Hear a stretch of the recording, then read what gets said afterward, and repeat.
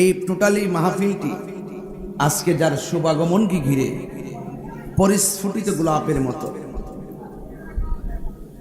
যাকে আমি আজকে শ্রদ্ধার সাথে স্মরণ করছি, আজকের মাহফিলের পুরা মাহফিলের মধ্যমণি, যিনি এই মাহফিলের একটি অক্সিজেন, মারহাবা বলবেন না,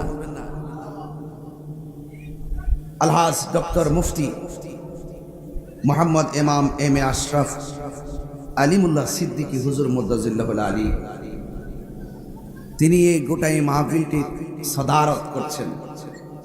অনিবার্য কারণবশত হয়তো তিনি আসবেন বা বৈরী আবহাওয়ার কারণে হয়তো সিদ্ধান্ত নিয়েছেন, হয়তো হুজুর আসতে পারেন। আমি হুজুরকে শ্রদ্ধার সাথে স্মরণ করছি।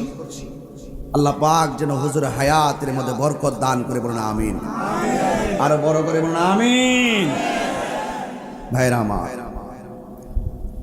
এই এলাকায় হুজুরের অনেক ভক্ত আছে, এই এলাকায় অনেক শুভাকাঙ্ক্ষী আছে, এই এলাকায় আমাদের হুজুর অনেক খেদমত করেছেন। বাহাস মোনাজারায় যিনি অত্যন্ত দায়িত্বহীন কণ্ঠে বাতিলের বিরুদ্ধে কথা বলে থাকেন। আল্লাহ পাক যেন হুজুর হায়াতের মধ্যে বরকত দান করে, বলুন আমিন। আরো বড় করে বলুন আমিন।